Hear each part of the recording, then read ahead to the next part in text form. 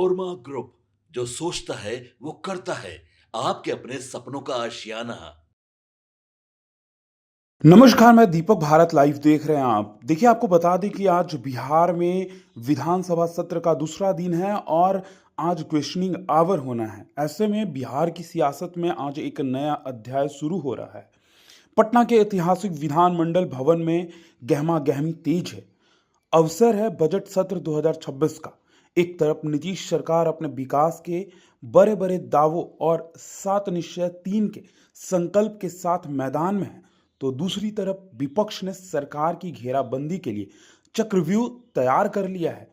क्या यह सत्र केवल आंकड़ों का खेल होगा या फिर जनता से जुड़े बुनियादी मुद्दों पर सरकार को जवाब देना भारी पड़ेगा?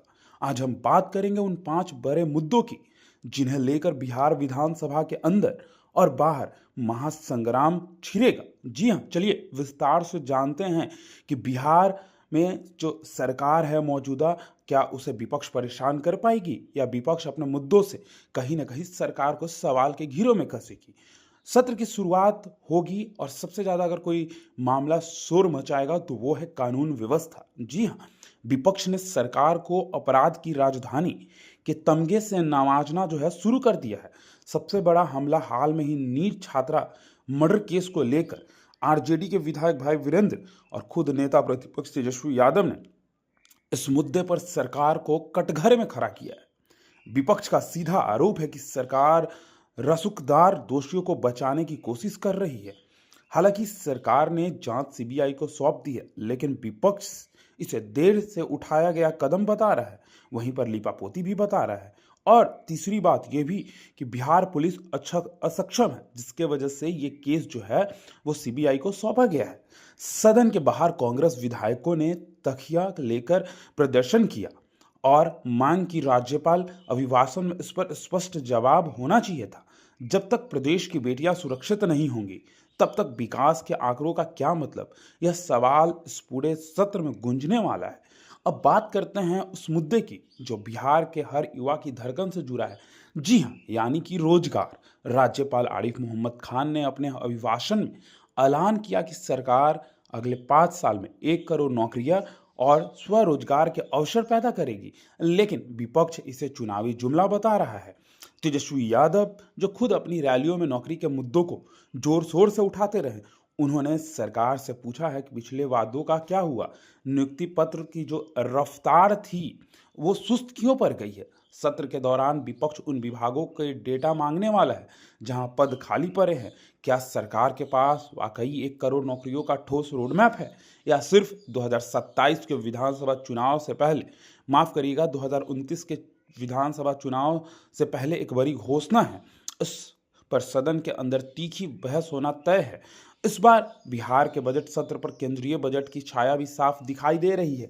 विपक्ष का तर्क है कि डबल इंजन की सरकार होने के बावजूद भी बिहार को केंद्रीय बजट में वह नहीं मिला जिसका वह हकदार था।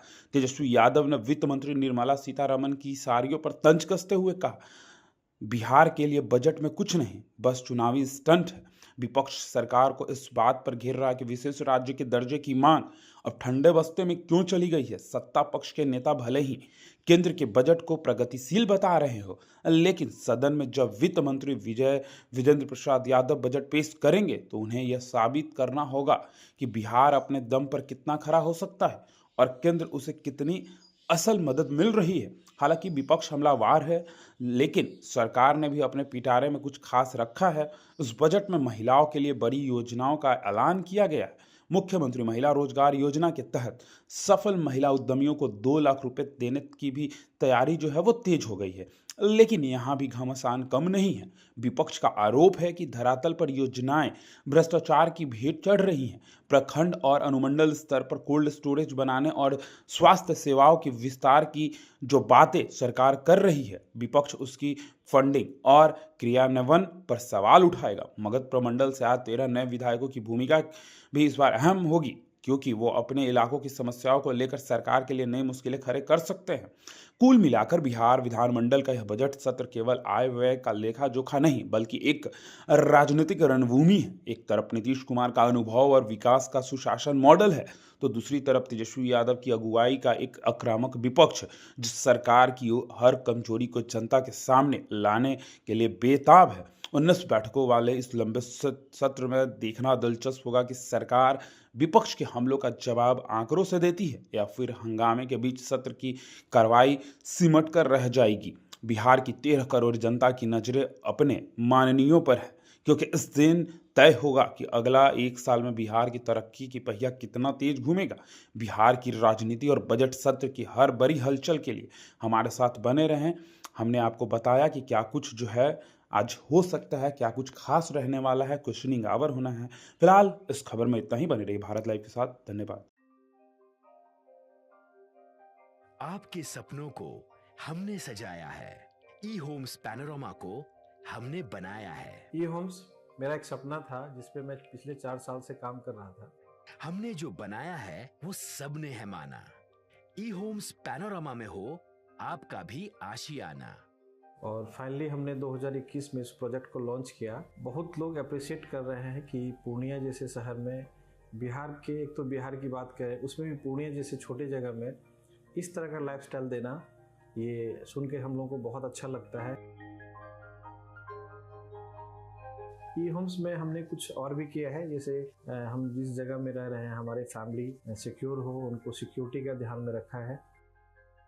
आपकी सुविधा और सुरक्षा आपके लिए खास है, ये आपका विश्वास है। इसमें आर्टिफिशियल इंटेलिजेंस का 7 लेयर सिक्योरिटी का हमने इस्तेमाल किया है। लस ग्रीन कैंपस को बनाया है। यदि हमारा बाउंड्री वाल है तो वो वर्टिकल गार्डन है। ये जितनी भी फैसिलिटी होता है एक इंटरनेशनल टाउनशिप में, ई होम्स है, ये हम लोग विश्वास नहीं कर पा रहे हैं। जो भी हमारे मित्र दोस्त या जो भी हमारे बाहर के बाहर आते हैं तो हम लोगों को बहुत अच्छा सुनने को मिलता है और बहुत अच्छा क्रेडिट मिल रहा है। वो सारा हमने सिर्फ एक बिल्डिंग नहीं बनाया, हमें एक बहुत अच्छा लाइफस्टाइल दिया ई होम्स में, और मेरा एक सपना था जिसको मैं आज फुलफिल होते हुए देख रहा हूँ। ये आपका आवास है। ई होम्स पैनोरामा में अब आपका निवास है। E Homes Panorama, luxurious lifestyle redefined. Panorama Group, जो सोचता है वो करता है। अगर ये वीडियो पसंद आई और वह बिहार के राजनीति और बिहारियत से सरोकार रखेनी तो सब्सक्राइब बटन दबा के चैनल के सब्सक्राइब कर ली। ओजे एगो घंटी बा, ओकरा बटन दबा देला से कुल सटीक और मारक खबर रुआ मुफ्त में मिल जाई। अगर रुआ पत्रकारिता के हमनी के नया प्रयोग में सहयोग कर चाहतानी तो ज्वाइन बटन दबा दी। पेटीएम नंबर नोट कर ली 9386816700।